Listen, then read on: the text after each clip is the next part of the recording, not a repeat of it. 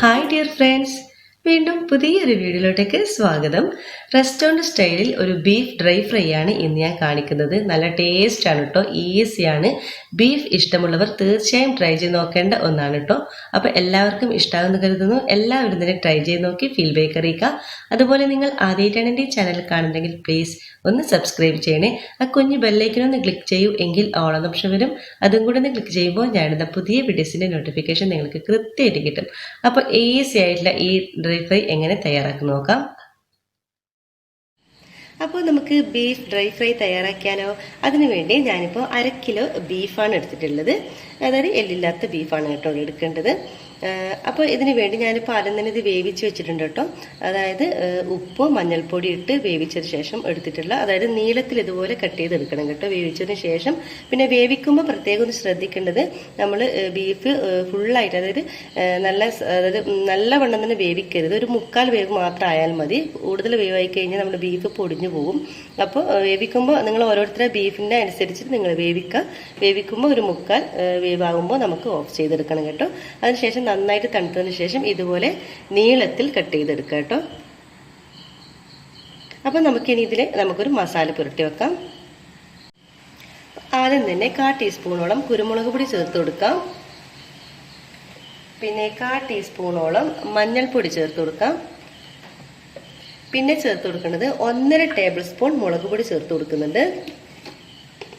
ഞാനിപ്പോൾ കാശ്മീരി മുളക് പൊടിയാണ് ചേർത്ത് കൊടുക്കുന്നത്. നല്ലൊരു റെഡിഷ് കളർ കിട്ടും കേട്ടോ. നമ്മൾ ഫ്രൈ ചെയ്തെടുക്കുമ്പോൾ അധികം എരിവൊന്നും ഉണ്ടാവില്ല. നിങ്ങൾക്ക് ഈ ഒരു കാശ്മീരി മുളക് പൊടിക്ക് വേണ്ടെങ്കിൽ നിങ്ങൾക്ക് അധികം സ്പൈസുള്ള മുളക് പൊടി ചേർത്ത് കൊടുക്കാം. അപ്പോൾ 1.5 ടേബിൾ സ്പൂൺ മുളക് പൊടി ചേർത്ത് കൊടുത്തിട്ടുണ്ട്. പിന്നെ ആവശ്യത്തിനുള്ള ഉപ്പ് ചേർത്ത് കൊടുക്കാം. ഉപ്പ് ഓൾറെഡി നമ്മൾ ഉപ്പ് ഇട്ട് വേവിച്ച് വെച്ചിട്ടുള്ള ബീഫാണ്, അപ്പം നോക്കിയിട്ട് കുറച്ച് ചേർത്ത് കൊടുത്താൽ മതി. പിന്നെ 1 ടേബിൾ സ്പൂണോളം വിനാഗിരി ചേർത്ത് കൊടുക്കുന്നുണ്ട്. വിനാഗിരിക്ക് പകരം നിങ്ങൾക്ക് ചെറുനാരങ്ങയുടെ നീരുണ്ടെങ്കിൽ അത് 1 ടേബിൾ സ്പൂൺ ചേർത്ത് കൊടുക്കാം.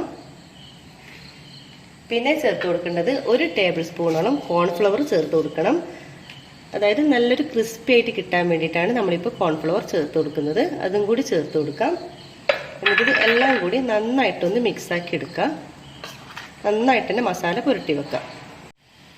അപ്പോൾ നന്നായിട്ട് മസാല പുരട്ടി വെച്ചിട്ടുണ്ട്. ഇനി നമുക്കിത് ഒരു 1/2 മണിക്കൂർ നമുക്കിത് അടച്ച് വെച്ച് റെസ്റ്റ് ചെയ്യാൻ വെക്കാം. അപ്പോൾ നമ്മുടെ ഓയിൽ വെച്ചിട്ടുണ്ട്. വെളിച്ചെണ്ണയിലാണ് കേട്ടോ ഞാനിപ്പോൾ ഫ്രൈ ചെയ്യുന്നത്. അതായിരിക്കും കൂടുതൽ ടേസ്റ്റ് ഉണ്ടാവുന്നത്. അപ്പോൾ എണ്ണ നന്നായിട്ട് ചൂടാകുമ്പോൾ നമ്മുടെ ഈ മസാല പുരട്ടി വെച്ചിട്ടുള്ള ബീഫ് ഇതിലോട്ടേക്ക് ഇട്ടൊന്ന് ഫ്രൈ ചെയ്തെടുക്കണം. ഡീപ്പ് ഫ്രൈ ആണ് കേട്ടോ നമ്മൾ ചെയ്യുന്നത്. നമുക്കിത് 2 ബാച്ചാക്കിയിട്ട് ഫ്രൈ ചെയ്തെടുക്കാം.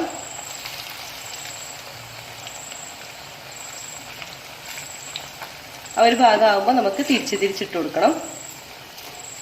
പെട്ടെന്ന് തന്നെ ആവും കേട്ടോ നമ്മുടെ ഈ ഒരു ബീഫ്. ഇപ്പൊ 2 ഭാഗവും നന്നായിട്ട് തന്നെ ഫ്രൈ ആയി വന്നിട്ടുണ്ട്. നമുക്കിനി പ്ലേറ്റിലോട്ടേക്ക് കോരി മാറ്റാം. കണ്ടോ, നമുക്കൊരു ടിഷ്യൂ പേപ്പറിലേക്ക് ഇട്ട് കൊടുക്കാം.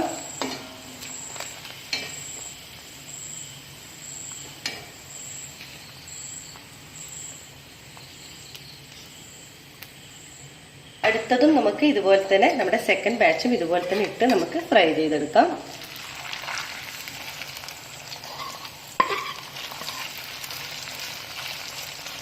ഇതും ഒരു ഭാഗം ആവുമ്പോൾ നമുക്ക് തിരിച്ചിട്ടെടുക്കാം. അപ്പം നമ്മുടെ ബീഫ് എല്ലാം തന്നെ ഇവിടെ ഫ്രൈ ചെയ്തെടുത്തിട്ടുണ്ട് കേട്ടോ. അപ്പം നമ്മുടെ എല്ലാം തന്നെ ഫ്രൈ ചെയ്തെടുത്തു. ഞാനിപ്പോൾ ഒരു സെർവ് പ്ലേറ്റിലോട്ട് കിട്ടിയിട്ടുണ്ട്. ഞാൻ അല്പം മല്ലിയില കൂടി ഇട്ട് കൊടുക്കാം.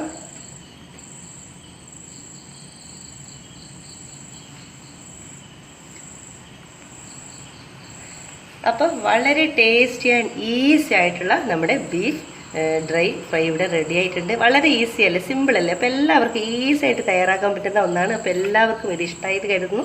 എല്ലാവരും തന്നെ ട്രൈ ചെയ്ത് നോക്കി ഫീഡ്ബാക്ക് അറിയിക്കുക. ലൈക്ക്, ഷെയർ, കമൻറ്റ് ചെയ്യാൻ മറക്കരുത്. ഇതുവരെ സബ്സ്ക്രൈബ് ചെയ്യാതെ കാണുന്നവരാണെങ്കിൽ പ്ലീസ് ദയവായി ഒന്ന് സബ്സ്ക്രൈബ് ചെയ്യണേ. ഇൻഷാ അല്ലാഹ് വീണ്ടും മറ്റൊരു നല്ലൊരു വീഡിയോ ആയിട്ട് വീണ്ടും കാണാം. അതുവരെയും എല്ലാവർക്കും ഒരിക്കൽ കൂടി താങ്ക് യു.